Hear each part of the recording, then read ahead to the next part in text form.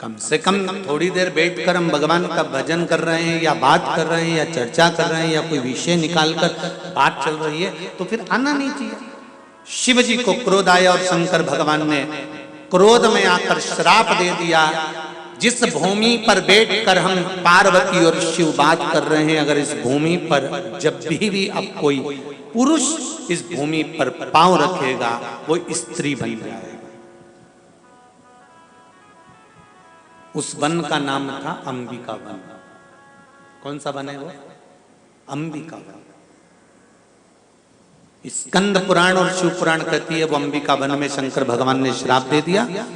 भगवान शिव पार्वती बैठे आनंद के साथ वहां बात करते। अब जब भी कोई बात करना होती शंकर पार्वती वहीं पर जाकर बात करते। समय बीत गया। एक युवराज इल जिसका नाम था मृगा करने के लिए, शिकार के लिए आया और आते आते उसको भान नहीं हुआ और वो अंबिका वन में प्रवेश कर गया तो वो इल स्त्री बन गया। बड़ा सुंदर स्त्री का रूप रखा। जिसको बुद्ध देव ने देखा, ऋषि बुद्ध ने देखा तो बड़ी सुंदर स्त्री नजर आई। मंगल विवाह का प्रस्ताव रखा, उसके साथ में विवाह भी हो गया। विवाह होने के बाद एक पुरुवा बेटा भी उत्पन्न हो गया। पुरुवा जब बेटा उत्पन्न हुआ पुत्र हो गया। पुत्र होने के बाद मां को हमेशा मौन देखता था पुरुवा।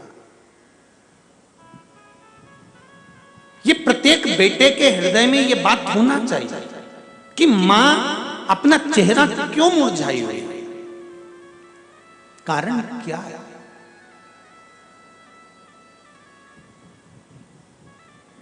किस कारण से चेहरे पर रौनक नहीं है, किस कारण से चेहरे पर प्रसन्नता नहीं है, ये पुत्र को ध्यान होना चाहिए कि मेरी माँ आज मौन क्यों है, माँ आज बात क्यों नहीं कर रही, इनके चेहरे पर प्रसन्नता क्यों नहीं है, क्या कारण है। माता के पास बैठकर पूछूं तो सही। और आज इला के पुत्र ने पूछ लिया पुरुवा ने, माँ क्या बात है, तू मौन क्यों रहती है, जब से मेरा जन्म हुआ मैं तुझे देख रहा हूँ माँ, तेरे चेहरे पर प्रसन्नता नहीं है। माँ ने कहा बेटा मैं स्त्री के स्वरूप में आ गई, मैं पुरुष था, इल मेरा नाम था। शिवजी ने जिस भूमि पर श्राप दिया था मुझे मालूम नहीं था, उस भूमि पर मैंने प्रवेश कर लिया, इसलिए मैं स्त्री बन गया। तेरे पिताजी के साथ में मेरा विवाह हो गया, तुम्हारा जन्म हो गया। तो माँ बोल तू क्या चाहती है।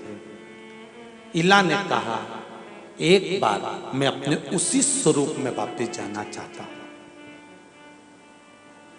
पुरुष था मैं, वापिस पुरुष बनना चाहता हूं। एक बार बस मुझे अपना स्वरूप मिल जाए, बस इतनी मेरी कामना है, क्योंकि श्रापित भूमि पर मेरा यह हाल हुआ है, उस श्राप से मुक्त होना चाहता हूं।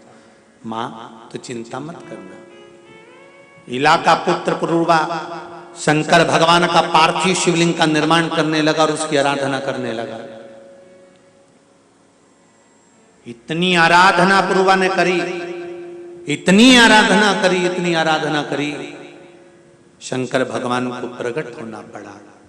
पुरुवा क्या चाहते हो। मेरी माता को एक बार अपने असली स्वरूप में आना है। तो तुम्हारी माता को हुआ क्या है, अंबिका वन में प्रवेश कर गए थे वो युवराज, स्त्री का रूप ले लिया था, बुद्ध देव के साथ विवाह हो गया था, मैं पुत्र जन्म ले लिया हूं उनके गर्भ से। पर निवेदन मेरी माता का एक निवेदन है, उनको इस श्रापित भूमि पर पांव रखने के कारण जो श्राप लगा है उससे मुक्त होना है, और आप मुक्त कर सकते हो, ये केवल आप ही कर सकते हो, दूसरा कोई नहीं कर सकता।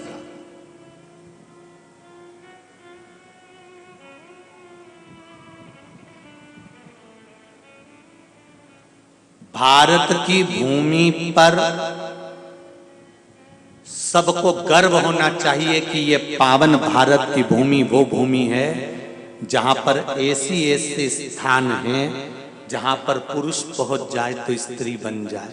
ऐसे कुंड हैं। ब्रज 84 कोस की यात्रा किस किसने करी है, जरा हाथ उठाएंगे। ब्रज 84 कोस करिए। ब्रज 84 कोस की यात्रा में एक कुंड आता है बरसाना के पास में, देह कुंड। करें दर्शन। 84 कोस की यात्रा में आता है देह कुंड, करें।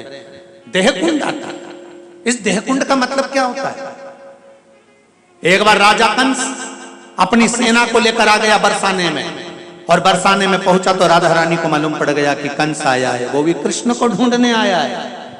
राधा जी ने कहा रुक जा, इसको बड़ा अहंकार है ना अपने राजपाट का, तो रुक जा।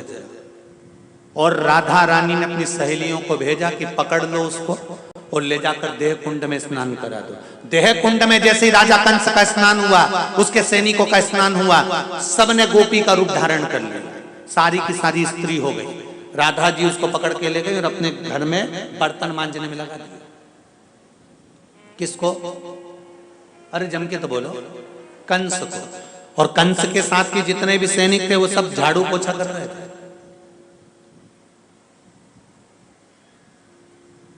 कंस रोज बर्तन मांजता राधा रानी के दरवाजे के, रोज झाड़ू लगाता, पोछा लगाता, सीढ़ी साफ करता, सब कुछ करता।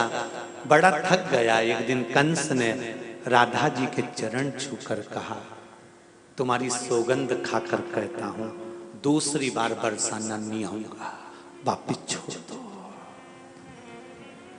कभी नहीं आऊंगा, तुम्हारे चरण की सौगंध खा।